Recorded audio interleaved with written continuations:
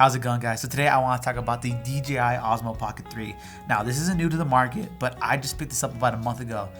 But full disclaimer, I've been using it for more than a year. What I mean by that is, as you guys know, I shoot and edit for Armando Ferreira. He picked this up on release, and since then I've been using his, I've been borrowing his, and I finally decided it's time to get my own. Now, a full year later since it's released, I picked it up for my camera bag because this thing is amazing. Like, just look how tiny this thing is. It can fit in your back pocket, it can fit in the smallest pouch in your camera bag. It never feels like it's over encumbering me or it feels like I'm taking a whole nother camera with me. This thing is tiny. And just because it's small, it doesn't mean it doesn't pack a punch. You get a lot of clarity and quality from this one-inch sensor. Now, this isn't going to be a full-length review. If you want to see all the nitty-gritty about this camera, I'd recommend going watching other channels. They get really into it. But I just wanted to show you guys how I use it for my camera bag, how I've used it for my day-to-day. Like, this thing is jam-packed with a bunch of interesting qualities.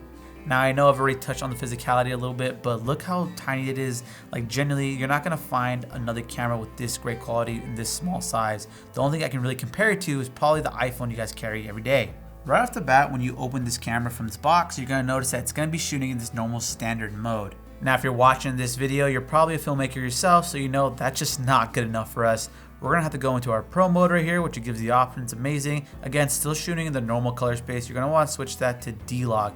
Now with D-Log, that's how you're gonna be able to match up this camera to your other high-end cameras, because shooting in D-Log will allow you to push this camera way more than just shooting as normal standard. You'll be able to push those sliders and whatever software you use to edit. It's gonna look really nice. So once I switch to D-Log, I like to switch the white balance to manual as well. I like to have more control over my tint. Now don't get me wrong, auto is great on this camera. Like, it'll take over, it'll make sure that everything's exposed properly, but I like to have a little more control. But it is nice in a pinch when you just want to record something really quickly and not have to worry about the settings. But regardless, I'm gonna switch it to manual.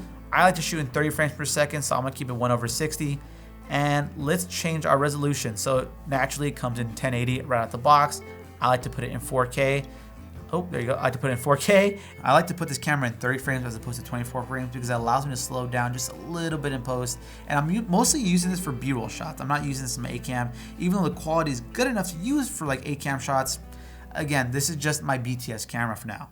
Also, another thing I forgot to mention is that it does shoot 4K 60. So if you want those slow motion shots, this can handle it no problem. And it doesn't look that bad actually. This camera is kind of in a world of its own because you really can't compare it to anything else on the market. The only thing I would compare this to is honestly the phone I have in my pocket right now, which is the iPhone 15 or iPhone 16 when you're shooting in log.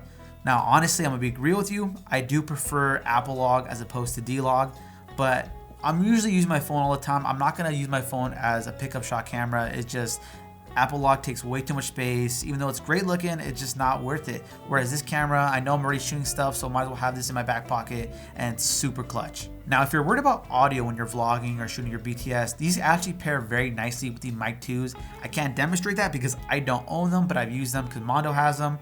But again, I've kind of hinted at DJI, if you want to send me some, I wouldn't be mad. Now, if you're worried about the audio coming from the internal mic on the Osmo Pocket without any external mics, it's actually not that bad. This is raw audio. I'm not changing it in post. This is how it would sound.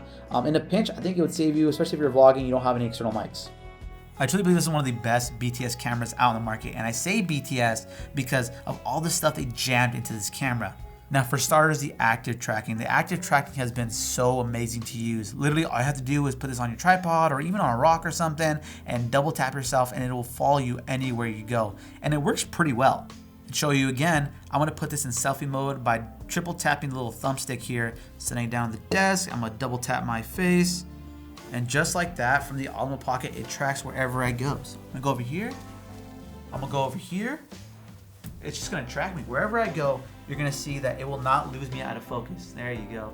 It's gonna keep me in frame. And honestly, guys, that's pretty insane. And when you're done making a fool of yourself like I just did, you just gotta flip it back into its original position and boom, it turns off. Now, if you notice, I had a little continue button, so let's turn that back on real quick. Okay, everything's booting up. Pretty fast boot up too, if you ask me. Flip it off, but press continue before it turns completely off, and it switches into this vertical mode that shoots 3K. Now, if you want to shoot all your vertical content, there you go. This truly might be one of the best things to come out of 2023. I know it's a whole year later, but you're gonna see this in a lot of bags in 2025. I promise you that. For first looks, I think that's it. I'm not gonna go super in depth again, but if you guys want to see me go more in depth, let me use it for maybe a couple more weeks and I can give you the full rundown.